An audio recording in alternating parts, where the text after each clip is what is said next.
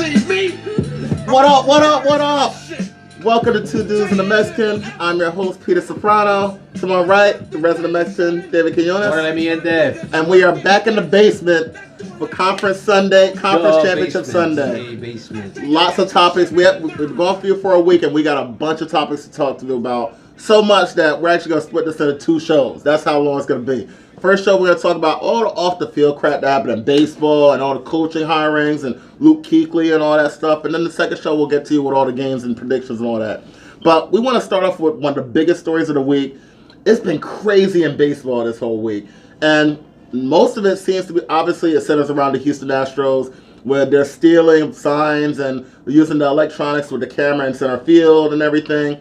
And something, obviously, that came later in the week is Carlos Beltran, who was part of that conspiracy and that sign stealing, was a question whether he was going to get fired or not. The Mets decided to go with it and actually let him go, even though they said it was mutual ways. They always say that, yeah. Yeah, exactly. He got fired. So he got fired. That with all the stuff that's coming out, buzzard and underneath Altuve and Correa and all their jerseys.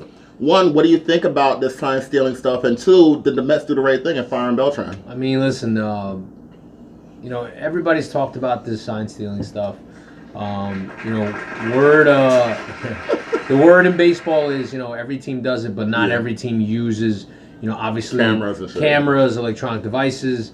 Obviously, MLB, actually before, you know what I'm saying, at one point, before Houston got caught and, rumblings came out, they actually issued a warning to all teams, letting them know, guys, you can't be doing this. You can't be using electronic devices. Now, obviously, the Astros got caught red-handed. Yeah. Listen, the Mets needed to do that move. Obviously, since even though Beltran wasn't being punished by MLB, it's a bad look. Yeah. It's a bad look to your fans. It's a bad look to the league. It's a bad just look to you know what I'm saying, to everybody. So and he was a main part of it. Like everybody tries to say, oh, he was a player and players aren't. But he was a main part of it. Like he was like, listen, you want to try to help do this? I was about to say, supposedly he was one of the orchestrators in developing the system, and he became an assistant in the organization. So I mean, that's listen, the Mexican side of it. the Mets needed to do what they needed to do. They did the right thing, even though in the beginning it seemed like they kind of weren't. Yeah. Kind of seemed like they were going to put their heads in the sand. I think media pressured them a little bit. But, the pressure came down and they did what they needed to do, and I thought it was a good move because you can't have a guy like that running your team, with all that baggage, being part of something like that, where, the manager got fired. The coach got fired. I mean, you can't. So everybody seems to be taking a hit. Corey got hit, which, listen, and Boston loves Corey. He delivered him a World Series. They've been a good team since he was there, and he's an old school manager. They actually asked one of the players. They was like, what type of manager do you want to replace Alex Cora? And the player was like, somebody like Alex Cora. Like, he was the perfect manager for them, and he's gone now. And now, cheater. Between him gone, AJ Hinch gone, Carlos Beltran gone, every single person that was named in that report has been let go. That's in the front office has been let go. Now the next part of it, we have people on Twitter, whether it was real or not, saying there was buzzers underneath the shirts of Altuve and Bergman and everything. And then Trevor Bauer, an actual player, says that I believe so too. Like an actual player in baseball saying, yes, I believe that they were cheating. I thought they had buzzers underneath. With that being said, if it is found that they did have buzzers underneath, what do you think should be the punishment after that? I mean, definitely should be punished. I mean, listen, if as a player, I think that, you're getting paid by this organization, but still, I would think as a player, you have the right to say, listen, I'm not doing this. Yeah.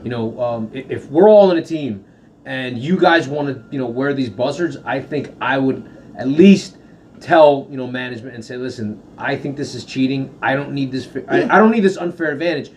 If they want to do it, that's fine. But I don't want to do it. I should have the option. You have that option. You're grown men. Yeah, you play for an organization that pays you millions and millions of dollars. But regardless, you're grown men. You have ethics. You know what's right from wrong. So if you did it, you knowingly did it, you should be punished. Yeah, and you know what? if I'm a player and I find out they're doing that, and I know they're doing that, I'm like, that's completely screwing me. I'm throwing a pitch at them. I'm hitting them. Like I'm gonna hit them. Like seriously, you're taking away any chance that I have. You know what pitch you're coming. I'm like, yo, do you know if this pitch is coming and it hits you right in the ribs? Like, let me tell you if that pitch is coming. I personally think if they find out that buzzards were in their jerseys during the 2017 season, I think the World Series title should be stripped away. I think that they should be the first team to have their World Series title stripped away because that is such a huge help that you can't even quantify how much they would have won or lost depending on if they didn't know what pitches were coming. That I can't have them holding, not even an asterisk. I want you taken away out of the record books as a World Series champion if that's me. So I can't have you doing that. The second thing is that organization is stripped of first round picks for like 10 years. Like, it's crazy. I want you pretty much to get the equivalent of the death penalty in college football. Like, you are not allowed to be good for the next 5-10 years, and I think that should be the type of punishment that they get. I don't know if you agree with that, but I mean, not only with that, I would also take away Altuve's MVP in 2017. Listen, I definitely agree with what they did with the draft picks on that side of the coin.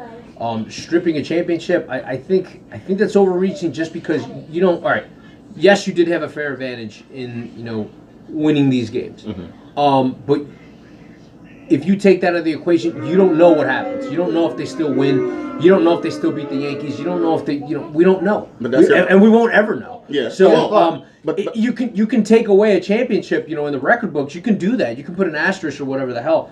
They still won the championship though.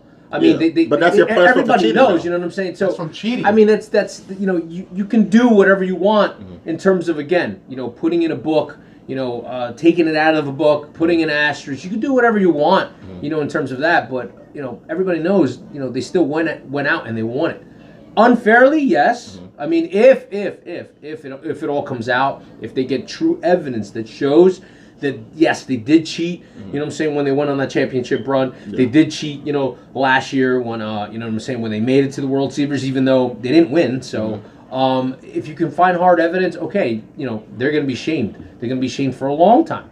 They're going to be shamed in the record books probably. But taking away a championship, I don't know if I would go that far. I put it as a little bit of the equivalent to what happening with Barry Bonds right now. Barry Bonds never failed a drug test. So technically, you could say, listen, I never cheated.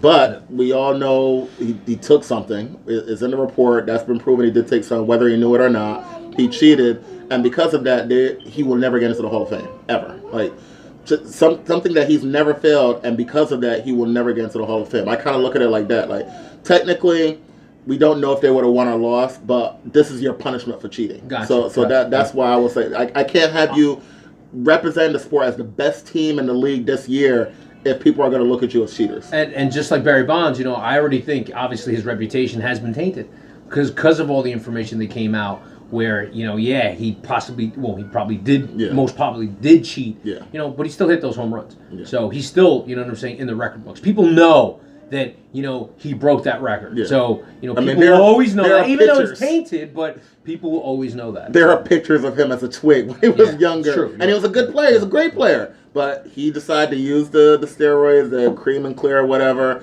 and then his head bulked up 5 times the size. Yep. Like, there's pictures to prove it, and we know he actually took it. It's just whether he did it knowingly. That's pretty much what it was. But that wasn't the only top in baseball. We actually have on-the-field stuff with baseball this week, as my player, Josh Donaldson, decided to leave the Atlanta Braves, which makes you happy as a Mets fan. He's a Twinkie now. As now he went to the Minnesota Twins. So I want to talk about this really quick. So I think the Braves completely screwed up here. I think you had a person that was the perfect person behind Freeman. He protected him perfectly. He had 37 home runs.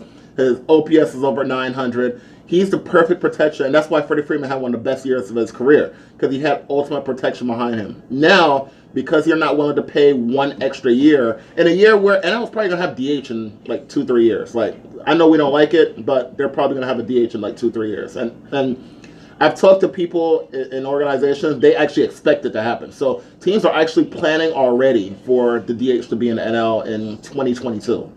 So with that said, if you sign somebody like Donaldson to an extra year, you can have him as a DH. So you don't have to have him on the field for 150 games a year. I don't think it should have been that 1 year when he's 38 years old. When we've seen DHs play into the 40s like Edgar Martinez, I don't think that should have been the thing to stop them from doing it. But as I've said before, Braves have proven to be a cheap organization when it comes out to giving big contracts. So I think they balked, and now I think they're forced to make a trade, whether it's Chris Bryant, whether it's Nolan Arenado. I think they have to get one of those players.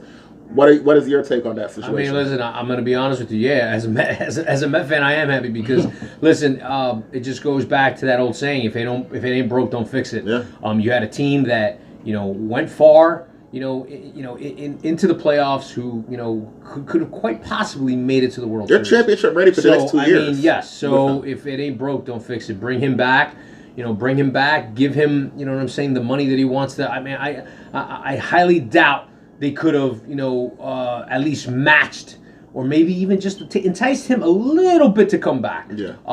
And listen, there were doubts, especially when they give him that, 1 year, $23 million contract. Mm-hmm. But I think he proved all the doubters wrong. And listen, he had a great season, great comeback season. I mean, it was great for him. So listen, I think that this is one of those situations where. Last year, they had a couple issues. They had a bullpen problem. They had a problem with starting pitching. So they had 2 issues to fix. They couldn't fix all of that at the deadline. They couldn't fix all that at the deadline. This year, if they re-signed Donaldson, now hitting was never the problem. They were a top 5 hitting team last year. If you go into this year, you say, all right, if you re-sign Donaldson, your hitting is set. Your bullpen is set because you signed like 3 bullpen players, and you got 3 closers in the bullpen. So you're good there. Signed Will Smith, and that was the guy I originally wanted.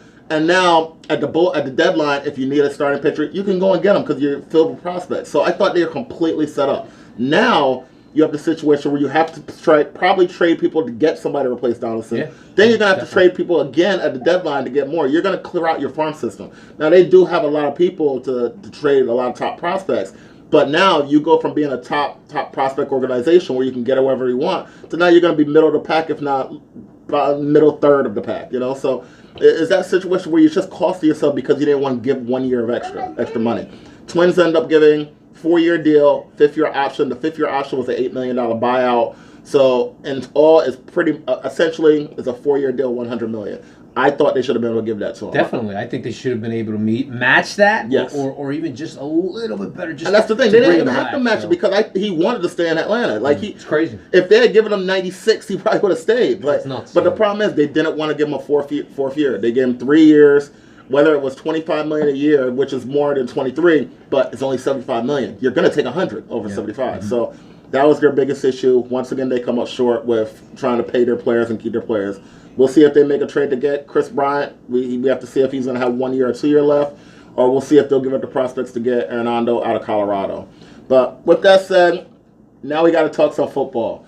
Bunch of coaching changes during the past couple weeks, and we got to start out with your New York Giants. Yeah. They got their new coach. They signed Garrett as their offensive coordinator. They got a new defensive coordinator. Changed the whole organization. 1, what do you think of the signings? And 2, will this help compared to what you saw last year with Pat Shermer? Our producer's already putting the whistle on this There's man. flags. There's he's whistles. already got the flags. He's not wearing a referee jersey right now. Listen, would I have liked the Giants to go out and get Mike McCarthy? Yeah, I would have liked a signing like that. Mm-hmm. But you see that the Giants are heading towards another direction going forward. Wrong direction. They don't want to go with one of those coaches who who is experienced, who's been a coach before but has failed somewhere else. Yeah. They're trying to go they're trying to find that new coach, I guess. When you're done, I got to take on McCarthy too. They're trying to listen. It's obvious they're trying to find their coach, that new coach, right? That new boy wonder. Yeah. Last year he was what's his face? The guy that you don't like. I don't know. No, he's still not a boy wonder. But still, LaFleur's still not a boy wonder. I don't care what he's doing with Green Bay right now. But that was him. So I see what they're trying to do. I mean, look what Shanahan did with the 49ers. Niners are, one game. I would have rather you named him. So, but listen, they're trying to find that new it guy. Listen, from what I've seen so far, I mean, he's got a little Coughlin in him, which is great. That press conference kind of showed a little bit. Definitely. Just trust the system. We have to trust the system. We have to trust these owners. Is it going to happen overnight? No. But listen, let's give this guy a chance. Maybe he's making the right moves. You know what? Maybe he's going to implement, something that this organization hasn't had in a long time. That presence, that coach that's going to, really make an impact. Oh. And that's what they've been looking for, and they haven't found it. But one thing regarding McCarthy, I think he took advantage of having the best quarterback in the league to win this Super Bowl. Definitely. But two, he was always stubborn towards his plan and making the players work with his plan. And I will say the best thing about a coach is saying that the players don't have to adjust to the system can adjust to the players. And I think he's very stiff with his players, saying you have to run the system, you have to do this. And listen, he wasn't good at the end of his Green Bay term. Like, they weren't. If you have Aaron Rodgers as your starting quarterback, you should not have a losing record. Like, he was bad at the end of his term. So I'm still not completely sold on McCarthy. So we'll see what happens with him. When you get these big name coaches like that, they have an ego, and that ego sometimes can overrun the team. So True. We'll see what happens with McCarthy. In terms of what the Giants are doing, listen, I like that you have a little bit more of that Coughlin back in there, because I think you need somebody to put some of these players in check. Definitely. And hold them accountable. That you have to be able to hold these players accountable. When you have players that will go against the coach, or you have players that will always have the penalty, or they won't go for that tackle, or won't go completely hard for that tackle, you need them yanked off the field. You need them to be held responsible for their actions. And it looks like this coach is somebody that will do that. And as far as some of the other coaches they've hired around him, Jason Garrett, I said this on social media, he may be somebody like a North Turner. North Turner sucked as a head coach. He was a horrible head coach.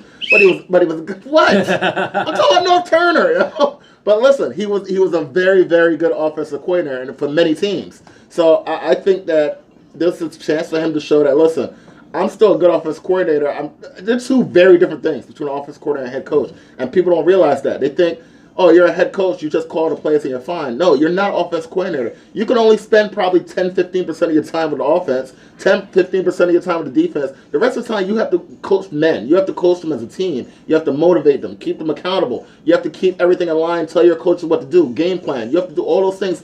You don't have to do that as an offensive coordinator. You just plan the plays, look at the defense, and that's it. So there's so much stuff you have to do as a head coach that you don't have to do as a coordinator. So I can't compare the two. Now that Garrett's able to just concentrate on the offense and just do that, maybe he's I think it's going to make him a better coach. Yeah. So still got blows. What do we do wrong now? Like, listen. So with that, there's still other coaching changes that happen. The Cleveland Browns. Everybody thought they were going to get Josh McDaniels. Yeah. They ended up getting Kevin Stefanski, I think his name is. Now he's the new coach of that team. Who is that guy? Well, he came from the previous what organization? What Vikings? One of the teams in the NFC I think he came from previously. But the point is that he's another no-name coach, like the Giants hired. But this is somebody that maybe actually not just when they hired Freddie Kitchens, they hired him because of Baker Mayfield. They said, all right, you were Baker's offensive coordinator. You got along with him. All right, you're the head coach.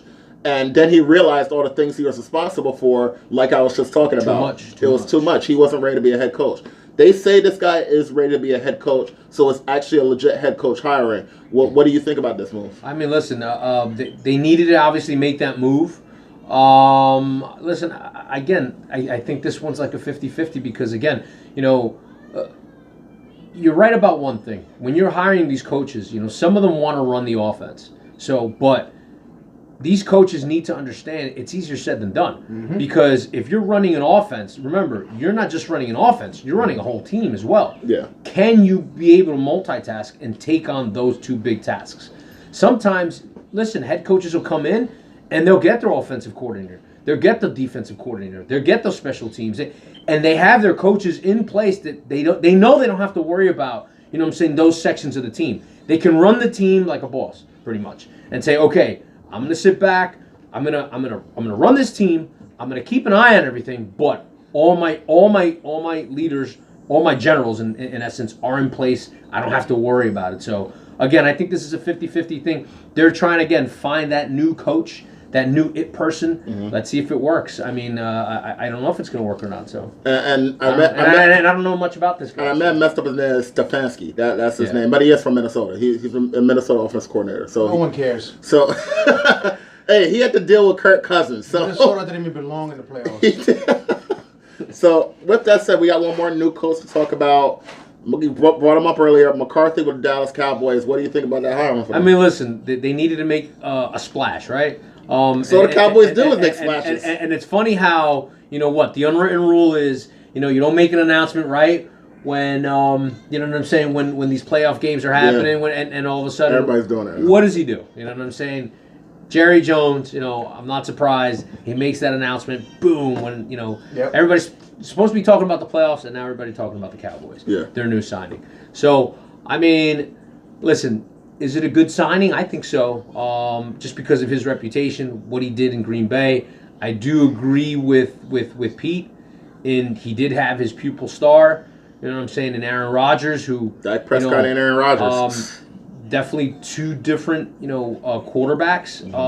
Yet to be seen. I mean, listen, again, we'll see if he fits down in Dallas. I know he had some control though in Green Bay, so he had a lot of control. So he's gonna have to take a back seat, obviously, because Jerry Jones runs everything. That's gonna be the big question. Who's Eagles gonna win out there? How does that work? I don't know. I mean, they must have worked out something, because obviously why would he go to a team like that? That he can't run. It's not normal. Yeah. So I mean, we'll see. I mean, I think it was a good signing. They needed to make a splash. We'll see how it goes, for next year. Listen, it's going to be one of those things where you're going to be able to tell early. And the only question I really have about this, because I think he will improve the offense, but the biggest question I have about this is how are the Eagles going to work out? Because, as you said, you got Jerry Jones, that's a huge ego. He's the number one guy in Dallas. And now you got Mike McCarthy, who's also a big ego, and he does that. He owned the place in Green Bay. And that was actually one of the problems. Him and Aaron Rodgers had a lot of back and forth depending on what was going on offense. Now, with those two personalities in the room, I think it'll be good for the first year or two because it's a honeymoon period. After that, we really get to see if they can get along, because we've seen this before. We saw Jimmy Johnson with Jerry Jones, and we saw they both had the monster personalities.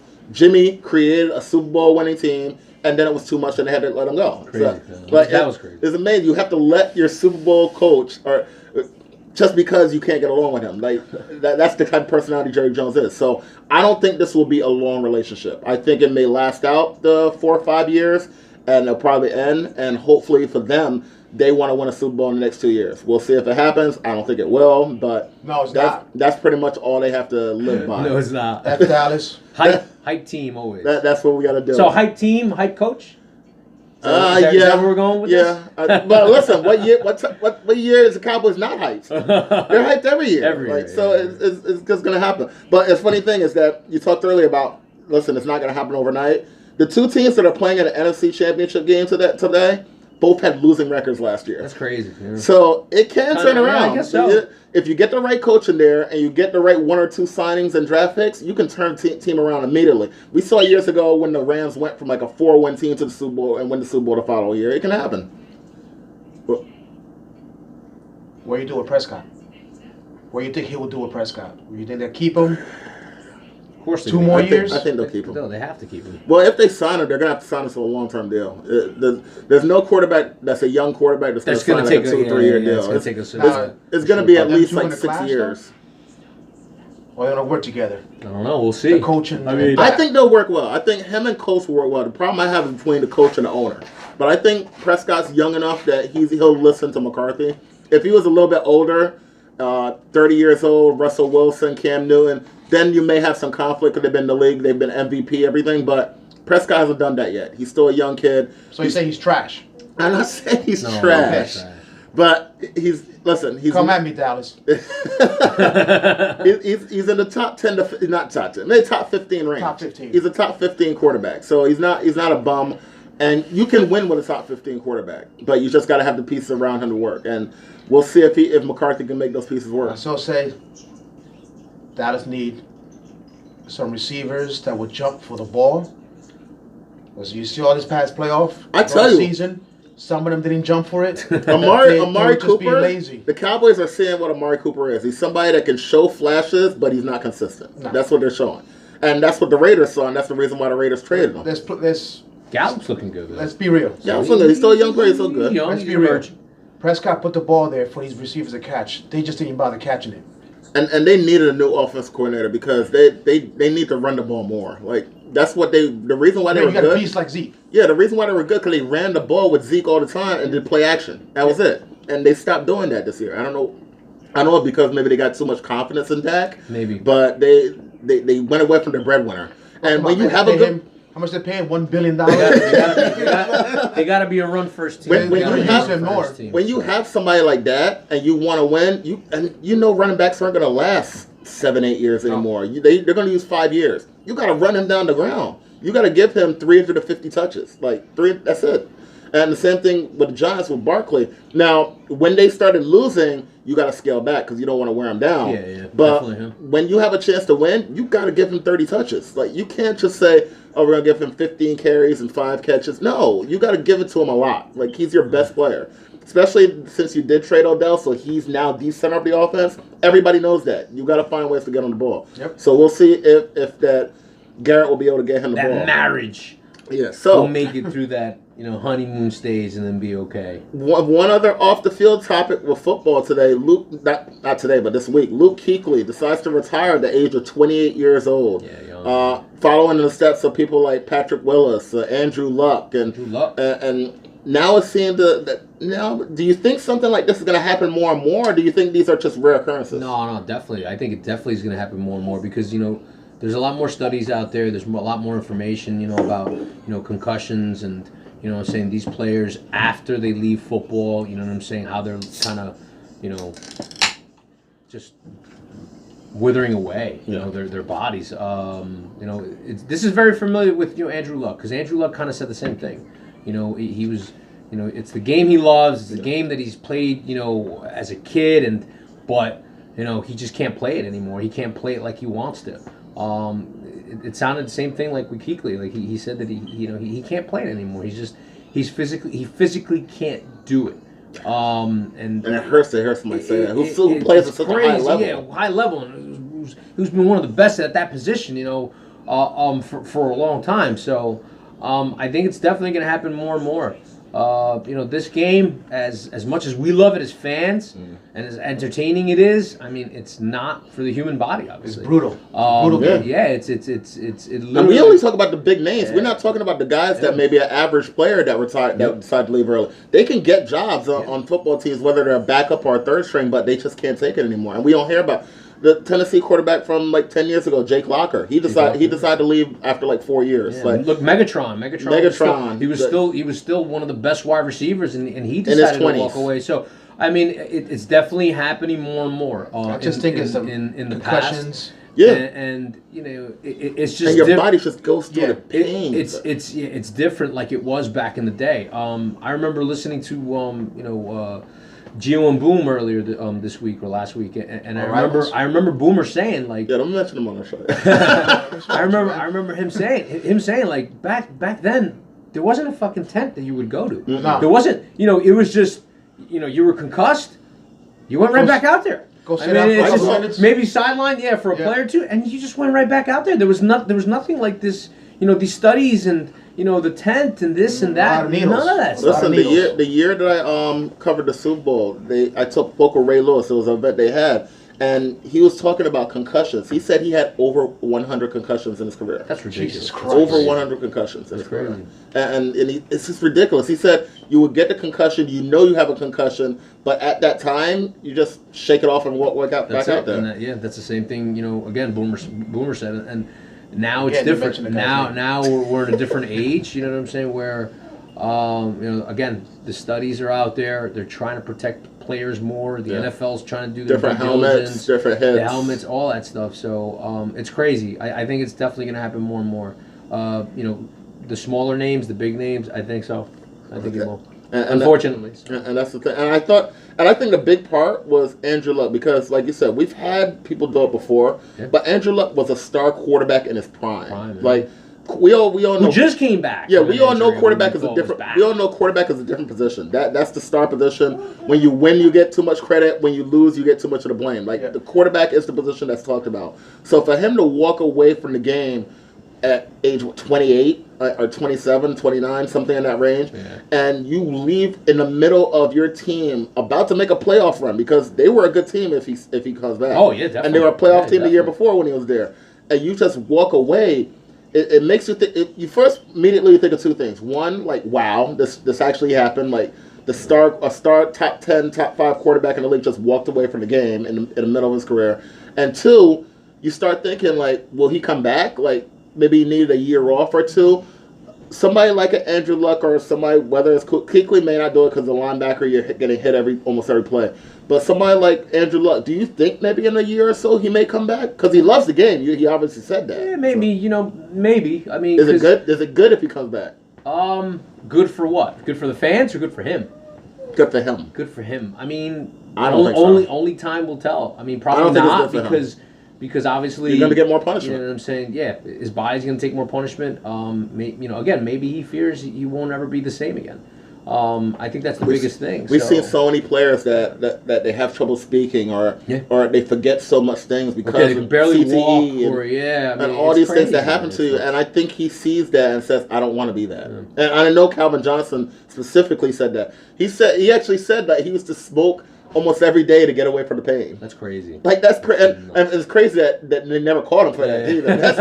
That's There's ways around. Like I always say that. Like, listen, yes, it's crazy that he did that, but I was actually most shocked that the NFL never caught it. Yeah. And I always say that about all sports. I'm like, somebody told me a long time ago, probably about 10 years ago or 8 years ago, they said 50% of the athletes you watch are doing something, and they just haven't been caught. That's crazy. There's great masking agents. There's things you can take where you'll be able to get by the test, and that's why you see some tests come back and they're inconclusive because they have masking agents and they have things that they can take. Where there's a lot of ways around it. Come on, let's be honest here. So and just the normal public sometimes uses these ways to get around whether it's a job or whether it's some trouble they got into or something like that. Yeah. There's always ways around that stuff. Exactly. So, and they have the money that they have access to different ways. So, even more ways than we would have access to. So, Crazy, there's always ways to find ways around these tests and everything. But for somebody to have to do that every day just to deal with pain, and we heard about Brett Favre taking pills every day to get rid of the pain.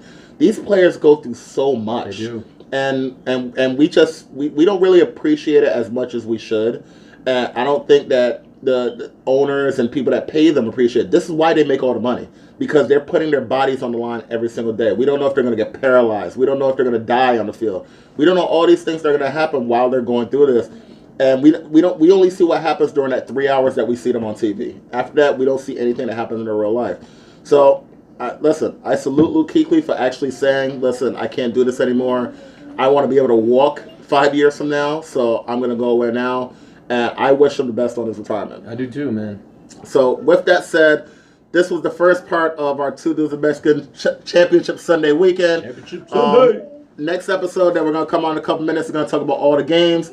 But we will catch you in a couple minutes for that. We're going to take our little halftime break. Peace out, guys. Let me end there. Love you.